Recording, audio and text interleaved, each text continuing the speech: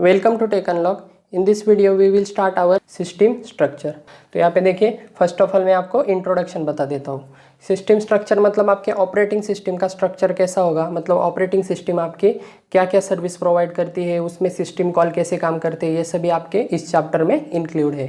तो यहाँ पे देखिए, फर्स्ट है आपका introduction. All programs in computer system are executed within the environment provided by the operating system।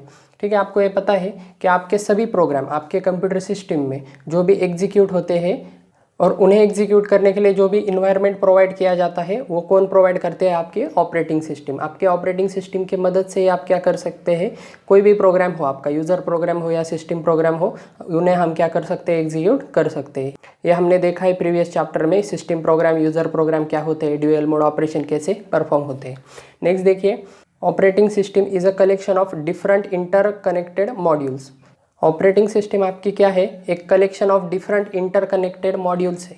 Modules मतलब क्या है कि कोई एक मॉड्यूल क्या करेगा, सपोज एक मेमोरी मॉड्यूल हो गया, मतलब मेमोरी ऑपरेशन परफॉर्म करने का एक क्या होगा, आपके ऑपरेटिंग सिस्टम में एक मॉड्यूल होगा, मतलब वो सर्विस देगी। फॉर एग्जांपल आपका दूसरा मॉड्यूल होगा इनपुट आउटपुट ऑपरेशन को हैंडल करने का। ऐसे डिफरेंट टाइप के मॉड्यूल होते हैं। यहाँ पे देखिए दिया है उन्होंने, each module is dedicated to provide a service to the application programs and users. यहाँ पे देखिए, हर एक मॉड्यूल क्या करता है, आपका रिस्पॉन्सिबल होता है या सिंपली उसे स्पेसिफिकली प्रोवाइड किया जाता है सर्विस देने के लिए आपके एप्लीकेशन प्रोग्राम को और इनडायरेक्टली आपके यूज़र को, मतलब डायरेक्टली आपके यूज़र को। तो नेक्स्ट देखिए, operating system can be viewed in different perspective. आपके ऑपरेटिंग सिस्टम आपके सिस्टम पॉइंट ऑफ व्यू से और यूज़र पॉइंट ऑफ व्यू से आप अलग अलग तरीके से क्या कर सकते हैं, ऑपरेटिंग सिस्टम को एनालाइज कर सकते हैं। यहाँ पे देखिए, from users and programmers view point of view operating system provides user interface and various services. आपके यूज़र पॉइंट ऑफ व्यू से अगर देखें या आपके प्रोग्रामर के पॉइंट ऑफ व्यू से अगर देखें तो आपके ऑपरेटिंग सिस्टम सिंपली क्या है, एक यूज़र इंटरफेस है जो आपको क्या करती है, जीयूआई वगैरह कमांड लाइन इंटरफेस जो भी है आपको प्रोवाइड करती है, और वेरियस सर्विसेज क्या करती है, आपको प्रोवाइड करती है।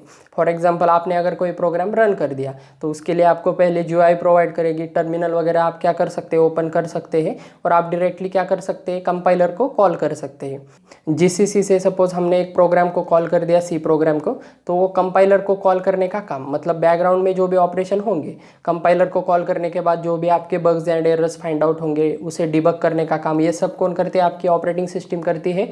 हम सिंपली क्या करते हैं, आपके ऑपरेटिंग सिस्टम में क्या करते हैं, सर्विसेज को कॉल करते हैं या सिंपली सर्विसेज को एक्सेस करते हैं आपके ऑपरेटिंग सिस्टम की मदद से। नेक्स्ट देखिए, however the operating system designers point of view it's an integration of different components and their interconnection. यहाँ पे देखिए, डिज़ाइनर पॉइंट ऑफ व्यू से अगर देखें, मतलब अगर डिज़ाइनर पॉइंट ऑफ व्यू मतलब operating system as a designer point of view जो उसे डेवलप करते हैं उनके पॉइंट ऑफ व्यू से देखें तो यहाँ पे देखिए, ऑपरेटिंग सिस्टम क्या है, एक it's an integration of different components and their interconnection. Integration of different components मतलब अलग अलग कंपोनेंट का क्या है, एक मिक्सचर है, और ये सभी कंपोनेंट क्या है, एक दूसरे से इंटरकनेक्टेड है, लिंक है। समझ में आ रहा है, एक डिफरेंट कंपोनेंट्स का एक इंटरकनेक्शन है जो सभी कंपोनेंट एक दूसरे से क्या है, लिंक है। नेक्स्ट देखिए, यूजर्स और programmers get service from the operating system by invoking system call. यहाँ पे देखिए इंपॉर्टेंट पॉइंट है सिस्टम कॉल। आपके सिस्टम कॉल मतलब आपके प्रोग्रामर को या सिंपल आपके एंड यूजर को सर्विसेज कैसे मिलती है आपके ऑपरेटिंग सिस्टम द्वारा, बाय इनवोकिंग सिस्टम कॉल। मतलब सिंपली आप फाइल ओपन करते हैं तो आपका ओपन सिस्टम कॉल यहाँ पे कॉल किया जाता है, मतलब बैकग्राउंड में क्या होता है, आपका सिस्टम कॉलिंग होता है। अब ये सिस्टम कॉल क्या है, ये हम आगे देखेंगे डिटेल्स में, टाइप्स ऑफ सिस्टम कॉल कौन से हैं, उसमें क्या क्या आता है। फिलहाल हम देखेंगे इसमें ऑपरेटिंग सिस्टम के सर्विसेज। तो यहाँ पे देखिए, नेक्स्ट पॉइंट है आपका operating system services. OS provides various services for the convenience of programmer to make programming task easier and for the user to make system resources more efficiently. यहाँ पे देखिए, आपके ऑपरेटिंग सिस्टम क्या है, service provide करती है for the convenience of user, user को आसान तरीके से, कन्वीनियंस ऑफ प्रोग्रामर को यानी यूज़र को, एंड यूज़र को आसान तरीके से आपके सर्विसेज मिलने के लिए आपकी ऑपरेटिंग सिस्टम यहाँ पे एक प्लेटफॉर्म आपको क्रिएट करके देती है। एक रेडीमेड प्लेटफॉर्म है, आप डायरेक्टली उससे सर्विसेज ले सकते हैं to make programming task easier. जो भी आपके टास्क है, for example compilation, interpretation, Java program होगा तो इंटरप्रिटेशन, जो भी आपका बैकग्राउंड में जो भी काम करेगा वो सभी क्या होगा, आपका ईजियर होगा। And for the user to make system resources more efficiently. और यूज़र के लिए क्या है, आपके जो भी सिस्टम रिसोर्सेज है वो इफिशिएंटली यूज़ करने का भी क्या है, एक टूल है या एक क्या है, एक प्लेटफॉर्म है। यहाँ पे आप कह सकते हैं रिसोर्स मतलब फॉर एग्जांपल आपकी मेमोरी हो गई। मेमोरी मैनेजमेंट में हमने देखा था इफिशिएंटली आपकी मेमोरी मैनेज की जाती है। अलग अलग शेड्यूलिंग एल्गोरिदम के जरिए आपके सीपीयू को क्या किया जाता है, अलग अलग प्रोसेसेस असाइन किए जाते हैं, उसे मेमोरी असाइन की जाती है। फाइल एक्सेस के लिए अलग अलग हमने पिछले चैप्टर में इसको देखा है। अलग अलग टाइप के आपके क्या होते हैं यहाँ पे रिसोर्स में, इफिशिएंटली रिसोर्स क्या किए जाते हैं, सिंपली मैनेज किए जाते हैं। रिसोर्स में आपके कुछ भी आ सकते हैं, anything in the computer system can be a resource. For example आपकी मेमोरी हो गई, इनपुट आउटपुट डिवाइस हो गया, सिंपली आपकी कोई भी सर्विस हो गई। रिसोर्स में क्या हो सकते हैं, जो भी आप एक्सेस कर सकते हैं उसे हम क्या कह सकते हैं, एज अ रिसोर्स या एज अ यूटिलिटी हम इसे यूज़ कर सकते हैं। नेक्स्ट देखिए, some common classes of services are identified and shown in figure. आपके अलग अलग ऑपरेटिंग सिस्टम अलग अलग टाइप के सर्विसेज प्रोवाइड करती है, लेकिन यहाँ पे सम कॉमन क्लासेस क्या किया है, सर्विसेज आर आइडेंटिफाइड। तो यहाँ पे देखिए सिंपल डायग्राम है, ऑपरेटिंग सिस्टम सर्विसेज व्यू। यहाँ पे एक एक सर्विस हम देखेंगे डिटेल में, यहाँ पे मैं एक्सप्लेनेशन दूंगा। फिलहाल यहाँ पे डायग्राम देखिए।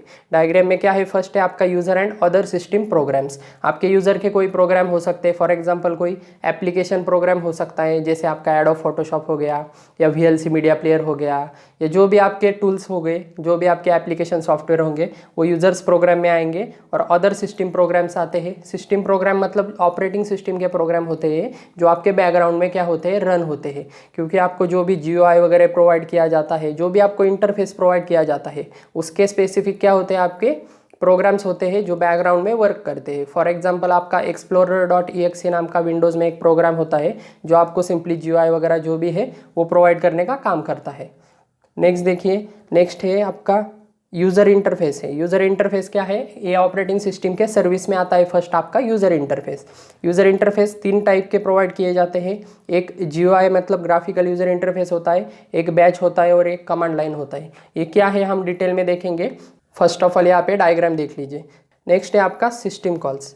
सिस्टम कॉल की मदद से आप क्या करते हैं, अलग अलग सर्विसेज एक्सेस करते हैं। ये हमने स्टार्टिंग में देखा, सिस्टम कॉल इन्वोक करके आपके अलग अलग सर्विसेज यूज़ किए जाते हैं। कौन से सर्विस है, ये आपको GUI दिखेगा, मतलब आपके यूज़र इंटरफेस दिखेगा। और यहाँ पे हम क्या करेंगे, सपोज यहाँ पे कमांड पे हमने कुछ टाइप कर दिया, कमांड लाइन में हमने कुछ प्रोग्राम टाइप कर दिया, तो यहाँ पे उसके रिलेटेड जो भी सर्विस होंगे वो क्या होंगे, आपके इन्वोक किए जाएंगे सिस्टम कॉल के थ्रू। समझ में आ रहा है। तो अलग अलग सर्विसेज कौन से आपके, फॉर एग्जाम्पल प्रोग्राम एग्जीक्यूशन हो गया, इनपुट आउटपुट ऑपरेशन हो गया, फाइल सिस्टम्स हो गए, कम्युनिकेशन हो गए, रिसोर्स एलोकेशन हो गया, अकाउंटिंग हो गया, प्रोटेक्शन एंड सिक्योरिटी हो गया, एंड एरर डिटेक्शन हो गया। ये सभी क्या है, आपके सर्विसेज है। और यूज़र इंटरफेस ये भी क्या है, एक सर्विस ही है। नेक्स्ट देखिए, और ये सभी कहाँ पे ऑपरेटिंग होते हैं, मतलब कहाँ पे वर्क करते हैं, आपके सिंपली आपके ऑपरेटिंग सिस्टम पे। क्योंकि आपका ऑपरेटिंग सिस्टम ही क्या है, इसका प्लेटफॉर्म है जहाँ पे सभी वर्क करते हैं। और यहाँ पे लास्ट में सबसे नीचे वाले लेवल पे क्या होता है, ऑलवेज हार्डवेयर होता है। क्योंकि आपके हार्डवेयर में और आपके यूज़र में जो इंटरमीडिएटर का काम होता है वो कौन करता है, आपका ऑपरेटिंग सिस्टम। ये हमने स्टार्टिंग में भी देखा है चैप्टर्स के, कि आपके operating system is nothing but interface between computer hardware and user. आपका जो भी हार्डवेयर होता है, for example hard disk access करना है आपको, जो भी डेटा है उसमें, तो वो हम सिंपली किसकी मदद से करते हैं, आपके ऑपरेटिंग सिस्टम से। ठीक है, तो ये अलग अलग डेफिनेशन हमने ऑपरेटिंग सिस्टम के देखे इसके पहले, तो यहाँ पे मैं रिपीट नहीं करूँगा। सबसे नीचे वाले लेवल पे आपके क्या होते हैं, हार्डवेयर होते हैं। फिलहाल हम देख रहे हैं ऑपरेटिंग सिस्टम के सर्विसेज। ठीक है, ओके इसके बाद हम सभी सर्विसेज देखेंगे 1 बाय 1 इन डिटेल्स। आप चाहे तो डायग्राम अभी ड्रॉ कर सकते हैं, या फिर सर्विसेज आप समझने के बाद फिर से आप बैक कीजिए वीडियो, और बाद में आके ये डायग्राम क्या कर सकते हैं, आप ड्रॉ कर सकते हैं। ठीक है, इसके बाद देखेंगे हम ऑपरेटिंग सिस्टम सर्विसेज। ओके, तो अब हम देखेंगे हमारे ऑपरेटिंग सिस्टम के कॉमन सर्विसेज। यहाँ पे देखिए, following are some common services provided by operating system. First है यहाँ पे यूज़र इंटरफेस। जो हमने डायग्राम में देखा था वही हम 1 बाय 1 क्या करेंगे, यहाँ पे डिटेल में देखेंगे। यूज़र इंटरफेस में देखिए, user interacts with operating system using user interfaces provided which can be in different forms. यहाँ पे देखिए आपका यूज़र क्या हो सकता है, इंटरेक्ट हो सकता है आपके ऑपरेटिंग सिस्टम से यूजिंग डिफरेंट फॉर्म्स। यहाँ पे 3 टाइप के फॉर्म उन्होंने दिए हैं। फर्स्ट है आपका कमांड लाइन इंटरफेस CLI। तो उसमें देखिए this set text commands are provided by operating system. यहाँ पे देखिए कुछ ऐसे स्पेसिफिक सेट ऑफ टेक्स्ट होते हैं, मतलब कुछ ऐसे टेक्स्ट होते हैं जो क्या होते हैं, स्पेसिफिक ऑपरेशन के लिए यहाँ पे सेट होते हैं। हमने अगर उनका यूज़ किया तो यहाँ पे उनके रिलेटेड जो भी सर्विसेज होंगे या जो भी एक्शंस होंगे वो क्या होंगे, यहाँ पे परफॉर्म होंगे। This commands are entered by user on command prompt to get services from OS to perform specific functions.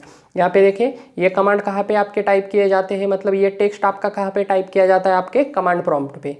और ये कमांड प्रॉम्प्ट पे आपके कौन टाइप करता है, सिंपली आपका एंड यूज़र टाइप करेगा आपके कमांड प्रॉम्प्ट पे। और क्या होगा, उस कमांड से जो रिलेटेड जो भी सर्विस होंगी वो आपके ऑपरेटिंग सिस्टम से फेच किए जाएंगे और जो भी उसके स्पेसिफिक फंक्शन है वो सिंपली परफॉर्म किए जाएंगे।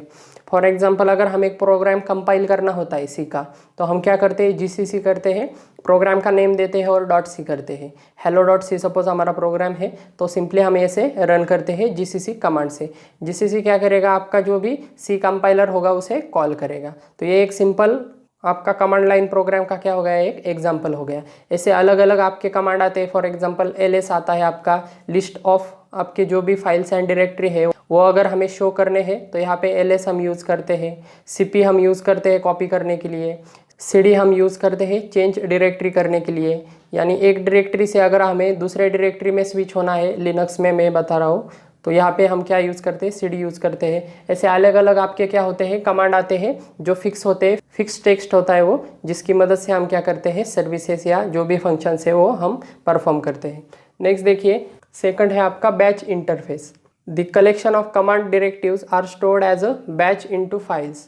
यहाँ पे देखिए आपके कलेक्शन ऑफ कमांड्स क्या हो सकते हैं, आपके एक बैच फाइल में सेव हो सकते हैं। बैच फाइल मतलब क्या होती है, सिंपली एक एग्जीक्यूटेबल फाइल होती है, इसे आप ऐसा कंसिडर कीजिए, जिसमें क्या होते हैं आपके नंबर ऑफ कमांड्स क्या होते हैं, सिंपली सेव होते हैं। मतलब उसमें मतलब सिंपल एक फाइल होगी, उसमें आपके नंबर ऑफ कमांड्स क्या होंगे, उसमें आपके सेव होंगे। और सिंपली वो बैच फाइल मतलब क्या होती है, वो एग्जीक्यूटेबल फाइल होती है। नेक्स्ट देखिए those files are executed by user which performs different functions in the sequence. और यहाँ पे देखिए सिंपली हमने डबल क्लिक किया उस फाइल को या सिंपली हमने उसे एग्जीक्यूट किया, आपके कमांड से भी हम एग्जीक्यूट कर सकते हैं। तो यहाँ पे क्या होगा, वो नंबर ऑफ उसमें जो भी होंगे, जो भी उसमें इंस्ट्रक्शंस होंगे वो सिंपली क्या होंगे, यहाँ पे एग्जीक्यूट होंगे। और उसे कौन स्टार्ट करेगा, मतलब उसे कौन ट्रिगर करेगा, आपका यूज़र उसे क्या करेगा, इनिशलाइज करेगा और परफॉर्म होंगे डिफरेंट फंक्शंस उसमें जो भी होंगे as a sequence wise from starting to end क्या होंगे, वो कमांड सभी आपके परफॉर्म होंगे। ठीक है, तो ये होता है आपका बैच इंटरफेस। बैच इंटरफेस मतलब एक सिंपल फाइल में आपके नंबर ऑफ कमांड्स क्या होते हैं, सिंपली सेव होते हैं। सी देखिए ग्राफिकल यूजर इंटरफेस। थर्ड है हमारा GUI।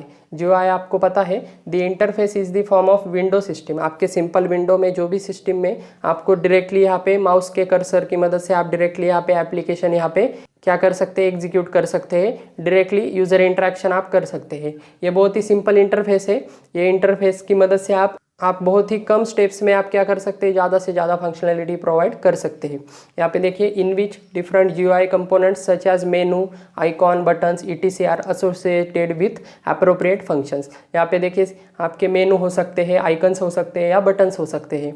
फॉर एग्जांपल यहाँ पे अगर मेरा कोई एप्लीकेशन होगा, विंडोज़ में सपोज मेरा कोई एप्लीकेशन होगा, तो डायरेक्टली मैं उसे डबल क्लिक करके ओपन कर सकता हूँ।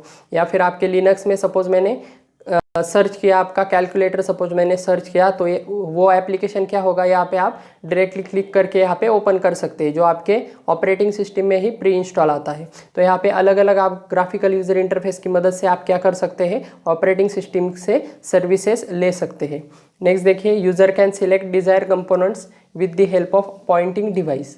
और यहाँ पे देखिए अलग अलग मतलब मेनू, आइकन्स, बटन्स या अलग अलग आप एक्सेस कर सकते हैं, उसे आप क्या कर सकते हैं, सर्विस ले सकते हैं उस पर्टिकुलर कंपोनेंट से विद द हेल्प ऑफ आपका पॉइंटिंग डिवाइस। पॉइंटिंग डिवाइस मतलब आप सिंपली आपके माउस की मदद से, कर्सर से आप क्या कर सकते हैं, उसे पॉइंटिंग करके उसे एग्जीक्यूट कर सकते हैं, या सिंपली आप कीबोर्ड की मदद से भी कर सकते हैं, एरोज की मदद से, या सिंपली एंटर करके आप डायरेक्टली क्या कर सकते हैं, उसे एग्जीक्यूट कर सकते हैं। सेकंड देखिए, सेकंड सर्विस है जो आपके ऑपरेटिंग सिस्टम प्रोवाइड करती है, program execution.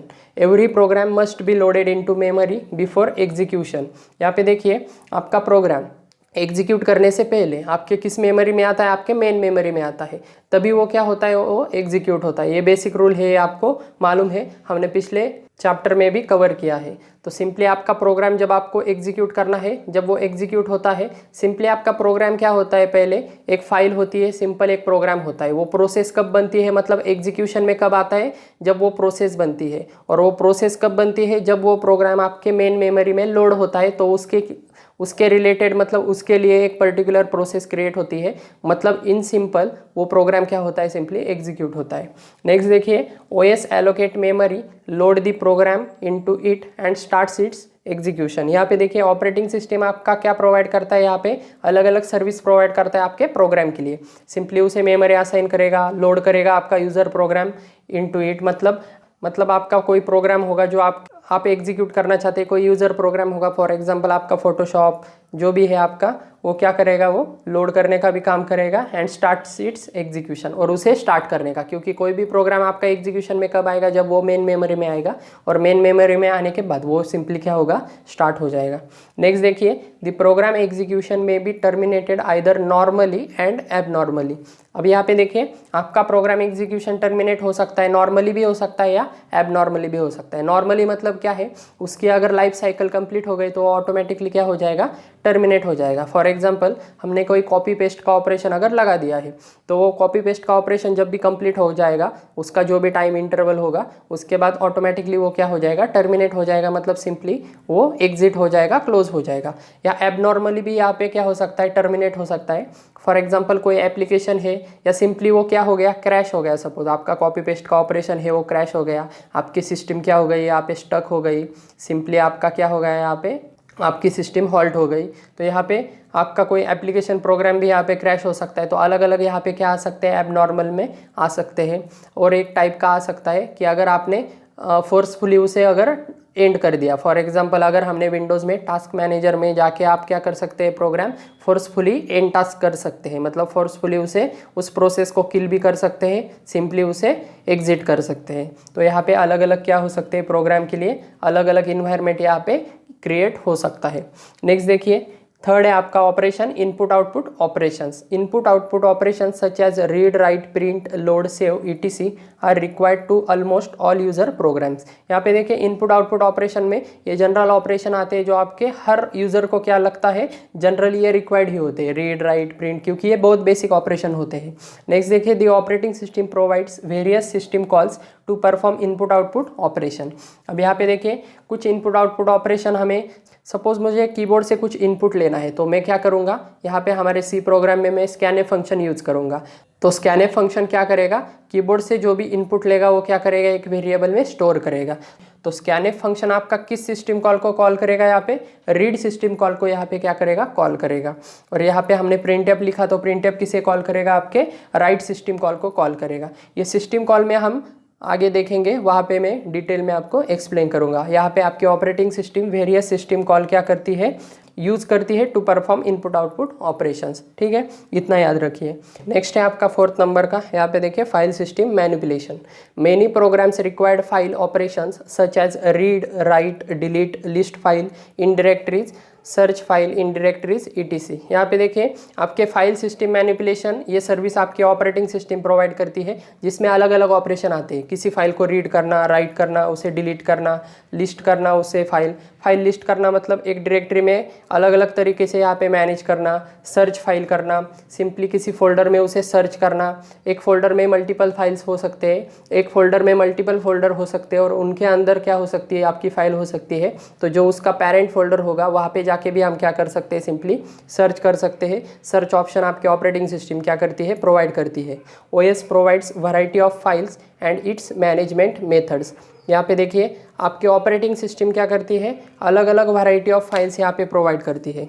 Variety of files अगर हम देखें, फॉर एग्जांपल अगर हम यहाँ पे देखें तो आपकी वीडियो फाइल होगी। वीडियो फाइल मतलब आपकी .mp4 फाइल हो गई, या फिर आपकी .mkv फाइल हो गई। यहाँ पे अलग अलग फाइल आते हैं, 3GP फाइल आती है। ठीक है, अलग अलग टाइप के फाइल सिस्टम यहाँ पे आते हैं वीडियो फाइल में। वीडियो फाइल के बाद अगर हम ऑडियो फाइल देखें तो आपका MP4 आएगा, MPEG आएगा। यहाँ पे अलग अलग टाइप के ऑडियो फाइल होते हैं। टेक्स्ट फाइल आपको पता है .txt आएगा आपका, या फिर आपका वर्ड फाइल होगा तो वर्ड फाइल का एक्सटेंशन क्या होगा यहाँ पे अलग आएगा। नेक्स्ट आपकी एक्सेल फाइल होगी तो AXCL ये एक्सटेंशन अलग आएगा। PDF फाइल होगी मतलब आपकी टेक्स्ट में अगर आपका डॉक्यूमेंटेशन वगैरह फाइल होगी तो यहाँ पे अलग आएगा। PDF फाइल होगी तो ये PDF फाइल का यहाँ पे अलग होता है। आपके प्रोग्रामिंग फाइल के यहाँ पे क्या होता है, अलग अलग फाइल होती है। .C आपके C प्रोग्राम की होती है, .CPP आपके C++ की होती है, जावा आपकी जावा की फाइल होती है। ठीक है, अलग अलग टाइप के यहाँ पे फाइल आते हैं। प्रोग्रामिंग फाइल टाइप से अलग आएंगे, ऑडियो फाइल, वीडियो फाइल या सिंपली आपकी बाइनरी की फाइल अलग आएगी। ओके, अलग अलग टाइप के सिस्टम फाइल्स होते हैं या यूज़र फाइल्स भी होते हैं। तो यहाँ पे अलग अलग टाइप के फाइल्स, यहाँ पे वैरायटी ऑफ फाइल्स आपके यहाँ पे आ सकते हैं जो आपके ऑपरेटिंग सिस्टम क्या करती है, सिंपली मैनेज करती है। नेक्स्ट देखिए, various command and system calls are provided by operating system to perform file system manipulation. यहाँ पे देखिए अलग अलग टाइप के आपके कमांड्स या सिस्टम कॉल्स यहाँ पे प्रोवाइड किए जाते हैं। कमांड्स भी अगर हमने लिखे तो कमांड्स भी आपके डायरेक्टली किसे कॉल करेंगे, बाद में सिस्टम कॉल को ही कॉल करेंगे। सपोज हमने यहाँ पे कॉपी का ऑपरेशन लिखा, CP करके एक फाइल दूसरे फाइल में कॉपी कर ली।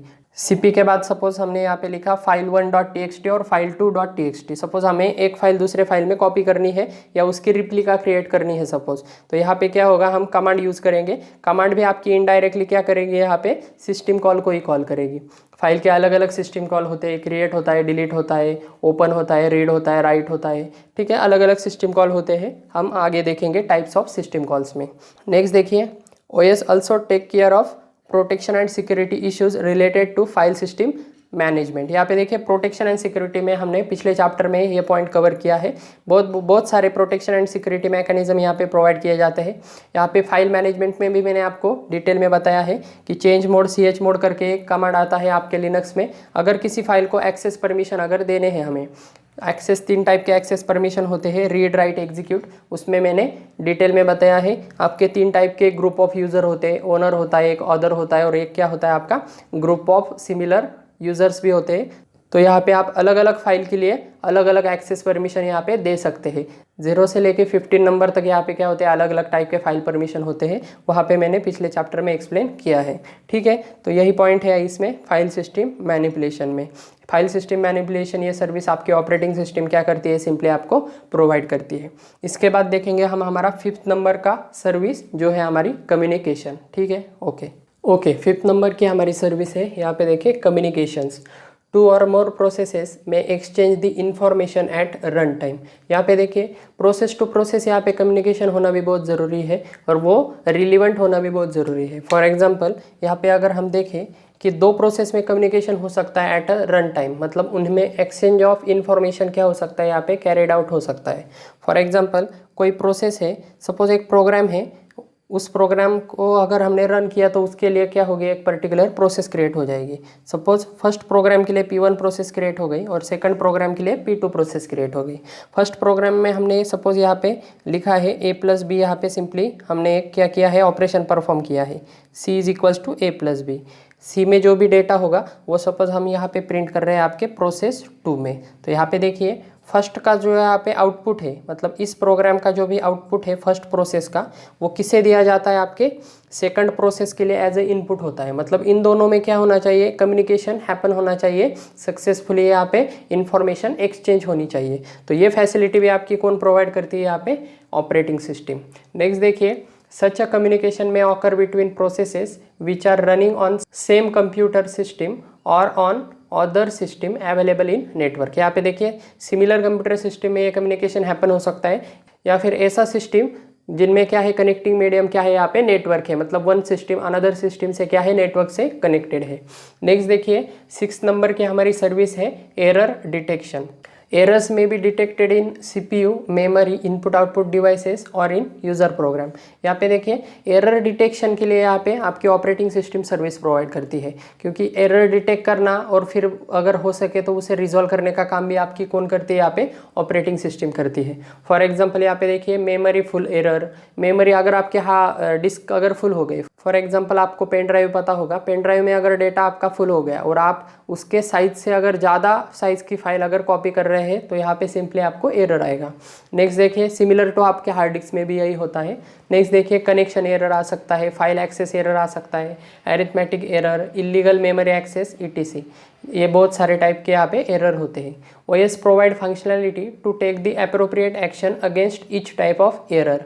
यहाँ पे देखिए अलग अलग टाइप के एरर के लिए आपके ऑपरेटिंग सिस्टम क्या है, अलग अलग टाइप के फंक्शनैलिटी प्रोवाइड करती है। यहाँ पे कुछ एरर के लिए डायरेक्टली एग्जिट का बटन होगा या सिंपली इग्नोर का बटन होगा, या कुछ एरर्स ऐसे भी होंगे जिसमें आपको ट्रबल शूट भी आप कर सकते हैं। फॉर एग्जांपल अगर ऑडियो का अगर कोई प्रॉब्लम होगा आपके लैपटॉप में, ऑडियो ड्राइवर का या जो भी है अगर वर्क नहीं कर रहे होंगे तो यहाँ पे एरर भी आएगा और यहाँ पे ट्रबल शूट का ऑप्शन भी आएगा। ऑडियो वीडियो रिलेटेड जो भी आपके बेसिक ऑपरेशन होंगे जो आपके ऑपरेटिंग सिस्टम उसके लेवल पे क्या कर सकते हैं, हैंडल कर सकते हैं। ट्रबल शूट करने के बाद आप वो ऑपरेटिंग सिस्टम आपकी क्या करती है, उस एरर को रिजॉल्व करती है और बाद में आपको जो भी सर्विस है वो डायरेक्टली आपको प्रोवाइड की जाएगी। तो यहाँ पे एरर डिटेक्शन और रिजोल्यूशन भी यहाँ पे आ सकता है। नेक्स्ट देखिए resource allocation. Resource allocation service में क्या होगा, there are many different categories of resource available in the computer system such as CPU, memory, input output devices and file storage. यहाँ पे देखिए डिफरेंट कैटेगरीज के रिसोर्स होते हैं। मैंने आपको बताया CPU टाइम होता है। CPU मतलब आपके प्रोसेसर को एक्सेस करने के लिए जो भी टाइम लगेगा उसे प्रोसेसर का एक्सेस करने का टाइम, ठीक है। नेक्स्ट है आपका memory, input output devices, file storage, ठीक है। अलग अलग टाइप के आपके रिसोर्स होते हैं। When multiple processes are running in the system at the same time the efficient resource management is a major challenge of for the operating system. यहाँ पे देखिए मल्टीपल प्रोसेसेस आपके क्या होते हैं, प्रोग्राम आपके ऑपरेटिंग सिस्टम में क्या होते हैं, यहाँ पे रन होते हैं। तो आपका इफिशिएंट रिसोर्स मैनेजमेंट क्या है, एक बहुत ही बड़ा चैलेंज है, मेजर चैलेंज है जो आपकी ऑपरेटिंग सिस्टम यहाँ पे परफॉर्म करती है। For instance it provides different CPU scheduling algorithm to determine how to use the CPU, how best to use the CPU। मैंने आपको पहले भी बताया था CPU टाइम आपका कैसे एक्सेस किया जाता है, अलग अलग शेड्यूलिंग एल्गोरिदम होते हैं। CPU शेड्यूलिंग एल्गोरिदम जिसे हम कहते हैं, एग्जांपल में मैंने आपको बताया था first come first serve algorithm आता है, प्रायोरिटी शेड्यूलिंग एल्गोरिदम आता है, राउंड रॉबिन एल्गोरिदम आता है, ठीक है। इतना आपको इस सब्जेक्ट में डिटेल में नहीं है, ऑपरेटिंग सिस्टम सब्जेक्ट में क्या है ये शेड्यूलिंग एल्गोरिदम आपको डिटेल में दिए हैं। तो ठीक है, इतना आपको याद रखिए कि सिंपली CPU शेड्यूलिंग एल्गोरिदम होते हैं। आपके CPU को कैसे एक्सेस करना है, किस प्रोसेस को आपके CPU को एक्सेस करना है, ठीक है, कितने टाइम के लिए एक्सेस करना है, यहाँ पे अलग अलग फैक्टर यहाँ पे कंसिडर किए जाते हैं। कितने टाइम के लिए वो प्रोसेस वेट करेगी, ठीक है, तो अलग अलग फैक्टर यहाँ पे काम करते हैं। नेक्स्ट देखिए there are different file system management strategies available in OS। और OS में आपके ऑपरेटिंग सिस्टम में आपके डिफरेंट मैनेजमेंट स्ट्रैटेजीज भी होते हैं। यहाँ पे सिस्टम मैनेजमेंट स्ट्रैटेजीज भी यहाँ पे क्या होते हैं, अवेलेबल होते हैं ऑपरेटिंग सिस्टम में। नेक्स्ट देखिए 8 नंबर का सर्विस है आपका accounting. OS keep track of how much and what kind of resource computer resources are used by different users। मतलब यहाँ पे आपके ऑपरेटिंग सिस्टम में अलग अलग टाइप के रिसोर्सेस यहाँ पे काम करते हैं। तो नंबर ऑफ रिसोर्स कितने हैं जो आपके ऑपरेटिंग सिस्टम में यहाँ पे काम कर रहे हैं और किस टाइप के हैं, ये भी आपका रिकॉर्ड रखने का काम, मतलब अकाउंटिंग करने का काम कौन करती है, आपकी ऑपरेटिंग सिस्टम करती है। Such statistics can be used for billing purpose और simply for the determining the usage statistic. यहाँ पे देखिए अब इस अकाउंटिंग का मतलब ये हिसाब किताब रखने का उसे क्यों ज़रूरत पड़ती है, ये स्टैटिस्टिक्स का आप क्या कर सकते हैं, यूज़ कर सकते हैं।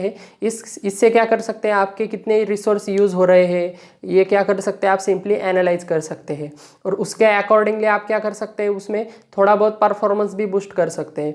फॉर एग्जांपल अगर मैं कोई गेमिंग एप्लीकेशन यहाँ पे रन कर रहा हूँ, उसके लिए रिक्वायरमेंट है आपकी 10 GB की मेमोरी की रिक्वायरमेंट है और यहाँ पे मैं अगर 8 GB का मॉड्यूल यूज़ कर रहा हूँ तो आपकी ऑपरेटिंग सिस्टम क्या करने लगेगी, थोड़ा बॉटलनेक करने लगेगी, थोड़ा स्लो चलने लगेगी। तो यहाँ पे आपको रिसोर्स को एनालाइज करके यहाँ पे आप क्या कर सकते हैं, अलग अलग टाइप के यहाँ पे एनालिसिस कर सकते हैं। स्टैटिस्टिक्स के जरिए आप क्या कर सकते हैं, ये फाइंड आउट कर सकते हैं कि हम हमारे सिस्टम को और बूस्ट कैसे करें या और इम्प्रूवमेंट कैसे लाए हमारे सिस्टम के परफॉर्मेंस में। नेक्स्ट देखिए द यूजेज स्टैटिस्टिक में आल्सो यूज्ड फॉर रिकन्फिगरिंग और to improve computing resources in the system. Reconfiguration भी आप कर सकते हैं। फॉर एग्जांपल अगर कोई ऐसी प्रोसेस है जो आपके रिसोर्स को ज़्यादा यूज़ कर रही है तो आप उससे क्या कर सकते हैं, कम कर सकते हैं। फॉर एग्जांपल हम यहाँ पे वर्चुअल मशीन का एग्जांपल ले सकते हैं। वर्चुअल मशीन आप जब भी क्रिएट करते हैं, फॉर एग्जांपल विंडोज़ में अगर हमें लिनक्स इंस्टॉल करनी है तो हम वर्चुअली उसे क्या कर सकते हैं, इंस्टॉल कर सकते हैं। उसके लिए हमें अप्रोप्रिएट मेमोरी क्या करनी पड़ती है, यहाँ पे एलोकेट करनी पड़ती है। फॉर एग्जांपल हमने अगर 8 GB में से 2 GB अगर उसे एलोकेट कर दी और वो सपोज स्लो रन हो रही है, तो यहाँ पे हम क्या कर सकते हैं, उसे इम्प्रूव कर सकते हैं। उसका जो लिमिट है वो क्या कर सकते हैं, यहाँ पे बढ़ा सकते हैं। 2 GB से 3 GB 4 GB हम डायरेक्टली यहाँ पे इंक्रीमेंट कर सकते हैं। तो यहाँ पे अलग अलग टाइप के यहाँ पे अकाउंटिंग का बहुत ही यूज़ होता है। नेक्स्ट देखिए, नेक्स्ट है आपका 9 नंबर का protection and security service. When several processes are executed concurrently in the system, one process should not allow accessing the information of other process। यहाँ पे देखिए one process to another process, यहाँ पे security maintain की जाती है। यहाँ पे एक प्रोसेस ने दूसरे प्रोसेस का डेटा एक्सेस नहीं करना चाहिए और दूसरे प्रोसेस ने यहाँ पे फर्स्ट प्रोसेस का भी डेटा यहाँ पे एक्सेस नहीं करना चाहिए। नेक्स्ट देखिए, protection means to ensure that access to the system resources must be control. Protection मतलब क्या है, किसी भी सिस्टम रिसोर्स को जो भी एक्सेस दिया जाएगा वो क्या होगा, कंट्रोल इन्वायरमेंट में होगा। फॉर एग्जांपल किसी यूज़र को कोई अगर एक रिसोर्स एलोकेट किया जाएगा तो दूसरे यूज़र को उसे अलाउ नहीं किया जाएगा एट द सेम टाइम उसे एलोकेट करने के लिए। फॉर एग्जांपल यहाँ पे देखिए, the private memory block of one process should not be made available to the other process. अगर कोई प्राइवेट ब्लॉक ऑफ मेमोरी है जो एक प्रोसेस एक्सेस कर रही है तो वो एट ए टाइम उसे ही एक्सेस होना चाहिए, दूसरी प्रोसेस ने आके इंटरफेयर नहीं करना चाहिए। या फिर यहाँ पे आप एक दूसरा एग्जाम्पल भी कंसिडर कर सकते हैं। फॉर एग्जाम्पल अगर मैंने एक प्रिंट दे दिया आपके नेटवर्क में, सपोज एक प्रिंटर कनेक्टेड है आपके नेटवर्क में, एक सिस्टम ने अगर उसे print they the, suppose 10 number of pages की यहाँ पे प्रिंट दे दी, 10 में से अगर 5 नंबर ऑफ पेजेस के यहाँ पे क्या हो गए हैं, प्रिंट कंप्लीट हो गए हैं, और सपोज यहाँ पे सेकंड प्रोसेस यहाँ पे क्रिएट हो गई सेकंड सिस्टम की, यहाँ पे फिर से 2 नंबर ऑफ पेजेस के लिए यहाँ पे प्रिंट के लिए यहाँ पे रिक्वेस्ट अगर सेंड की गई, तो यहाँ पे ये जो ऑलरेडी एग्जीक्यूटिंग प्रोसेस है वो क्या नहीं होनी चाहिए, स्टॉप नहीं होनी चाहिए। अगर इसे डायरेक्टली एक्सेस अगर दिया गया प्रिंटर का, इस सेकंड प्रोसेस को 2 पेजेस यहाँ पे प्रिंट करने के लिए अगर एक्सेस दिया गया, तो ये जो पहले के जो 5 पेजेस है वो क्या हो सकती है, वो इन्फॉर्मेशन आपकी लॉस्ट भी हो सकती है, या इसमें कुछ कॉन्फ्लिक्ट यहाँ पे कुछ एरर्स वगैरह क्रिएट हो सकते हैं। तो यहाँ पे प्रोसेस टू प्रोसेस भी यहाँ पे क्या होना चाहिए, आपके प्रोटेक्शन एंड सिक्योरिटी यहाँ पे सिंपली मेंटेन होनी चाहिए, जो कौन प्रोवाइड करता है, आपका ऑपरेटिंग सिस्टम। नेक्स्ट देखिए, OS also provides security with the help of different types of access permission to each category of users related to files। और यहाँ पे मैंने आपको बताया था कि फाइल पे अलग अलग टाइप के यूज़र के क्या होते हैं, एक्सेस परमिशन होते हैं। किस ग्रुप ऑफ यूज़र के लिए यहाँ पे कौन से टाइप के फाइल के लिए एक्सेस परमिशन दिए जाते हैं, रीड राइट एग्जीक्यूट, ये क्या किए जाते हैं, डिफाइन किए जाते हैं। और यहाँ पे हम यूज़र टू यूज़र यहाँ पे कैसे डिस्टिंग्विश करेंगे, मतलब कौन से यूज़र के लिए कौन सा एक्सेस परमिशन है, ये कैसे डिफाइन किया जाएगा। यहाँ पे यूज़र को ऑथेंटिकेट करना पड़ेगा हमें पहले कि कौन सा यूज़र कौन से यूज़र से अलग है। कैसे ऑथेंटिक करेंगे हम, उसका यूज़र नेम और पासवर्ड से। सपोज यहाँ पे एडमिनिस्ट्रेटिव अकाउंट होगा, मतलब एडमिन यूज़र होगा, तो उसका यूज़र नेम और पासवर्ड अलग होगा। और सिंपल आपका गेस्ट अकाउंट होगा तो यहाँ पे उसका यूज़र नेम अलग होगा और पासवर्ड अलग होगा। ठीक है, समझ में आ रहा है। किसी फाइल को कौन सा यूज़र एक्सेस कर सकता है ये कैसे डिफाइन होता है, उस यूज़र के अकॉर्डिंग, मतलब उस यूज़र अकाउंट के अकॉर्डिंग। और फाइल परमिशन क्या होते हैं, किसी भी फाइल में ऑलरेडी सेट किए होते हैं।